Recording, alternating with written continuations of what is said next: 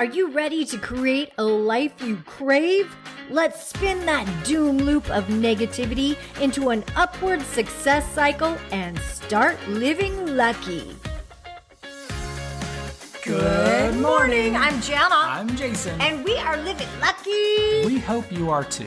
We're actually recording this a little bit early because we're in the middle of a hurricane and we want to talk about assessing the situation. Yeah, and getting stuck in the assessment and we're recording early because we probably won't have power on Friday this morning. So whatever the outcome is, it's just an outcome and it really doesn't matter. However, whenever we go through any situation in life, and I'm going to call this a stressful situation because that's what this last week has been, then for some reason we wake up the next morning and we start attaching emotion to the situation. So we start assessing what happened. Yeah, I literally will wake up early. Anytime there's a hurricane, it's like I get up extra early the next day. First of all, I don't sleep well. Mm-hmm. Then I get up extra early the next day, and the first thing I do is run to the windows, throw open the sash, and look out on the yard. Oh my God, you just sounded like a Christmas story. Carol. That I actually go outside and I start kind of pacing around the neighborhood and walking around and surveying and saying, okay, assessing what the damage was. Now, just the question that you asked. Yep.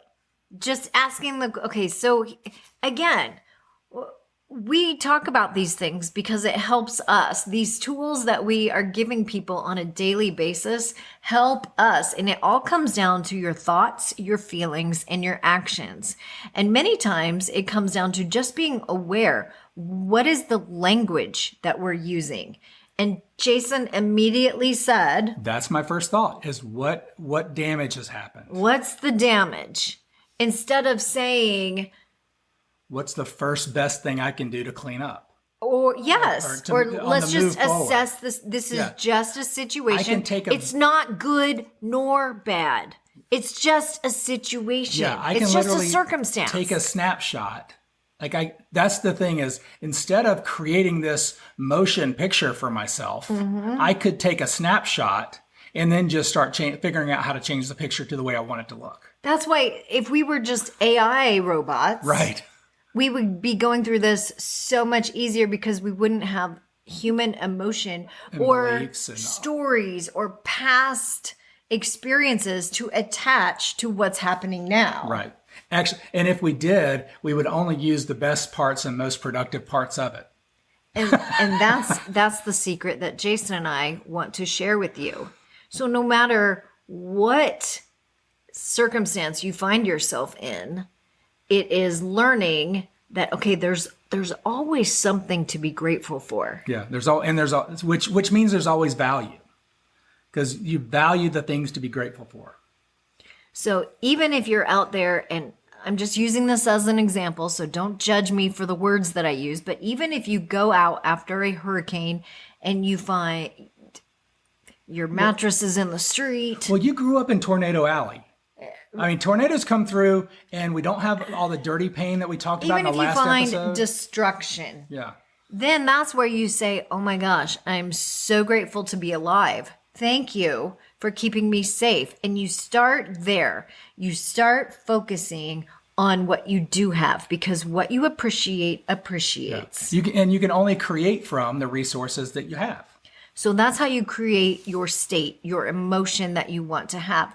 Once you are in that vibration, then it is easier to say, okay, this is where I'm at.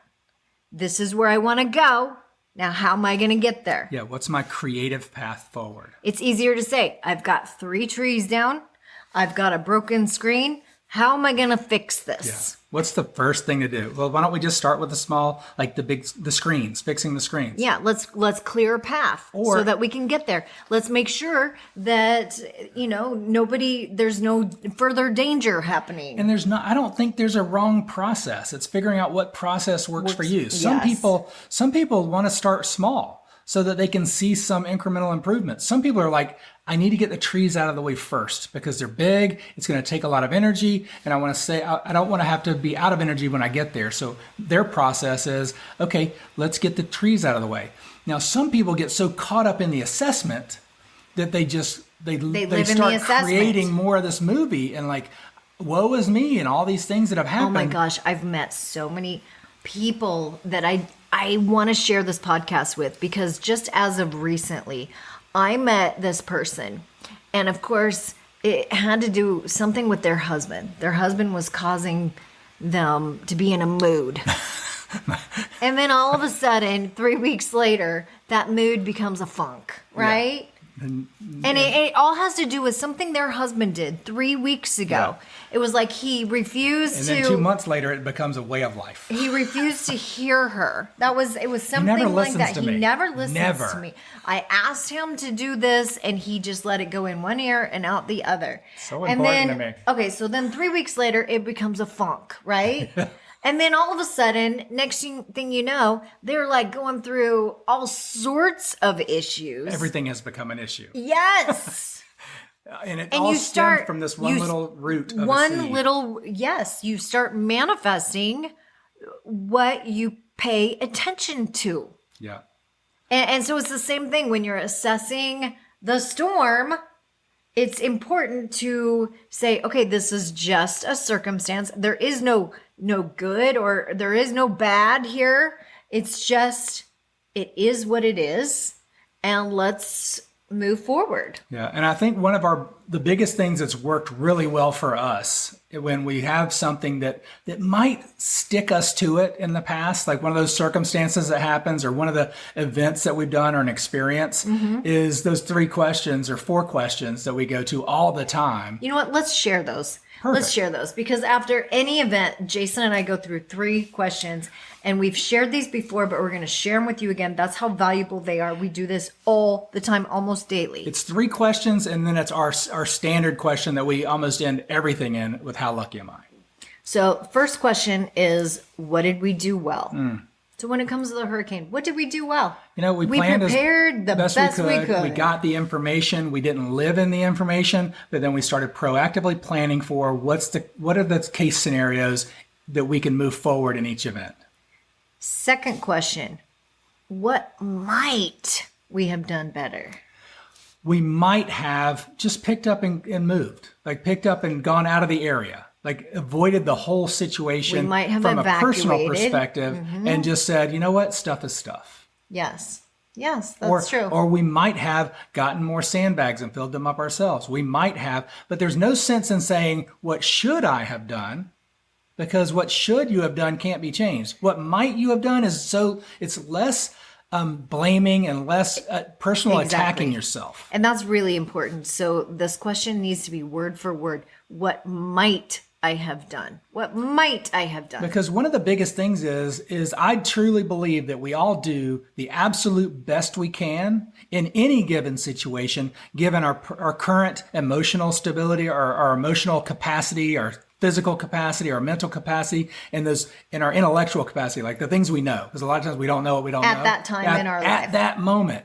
And we're doing it. Like even if I just say, yeah, I know there's a hurricane coming, I'm laying on the couch, I didn't have the bandwidth emotionally, spiritually, mentally, physically, spiritually to do anything get else. Up and do anything else. I hear you. The third question is, how can I be more efficient in the future? Yeah, more efficient or effective. So you can switch those words out, use them however you want, but that's looking at, okay, I now see how my actions got me to where I am, right? And now I realize, okay, if this event were to happen the same way again in the future, what might be more effective for me?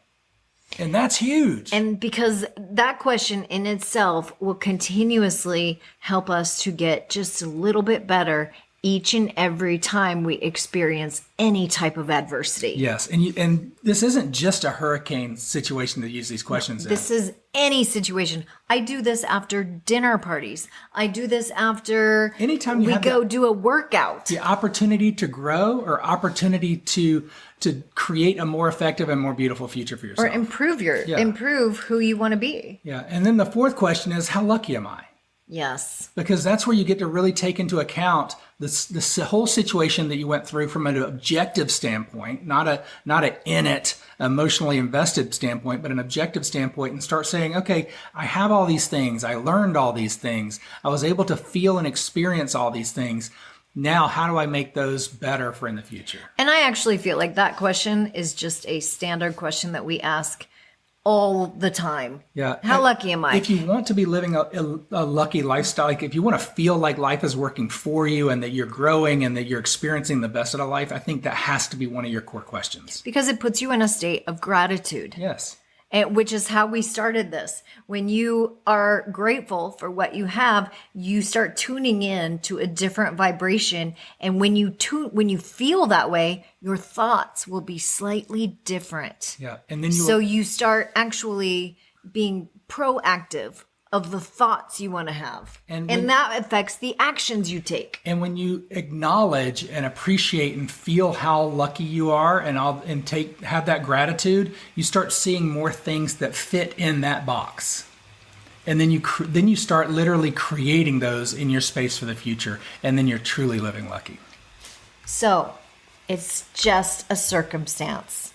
It's important to realize that we are greater than our circumstances and not to attach the lower vibrational emotions to these. Yeah, clean it up, get the dirt off of it, and get in that high vibration. What did I do well? How might I have done this differently? And how can I be more efficient in the future? And how lucky am I?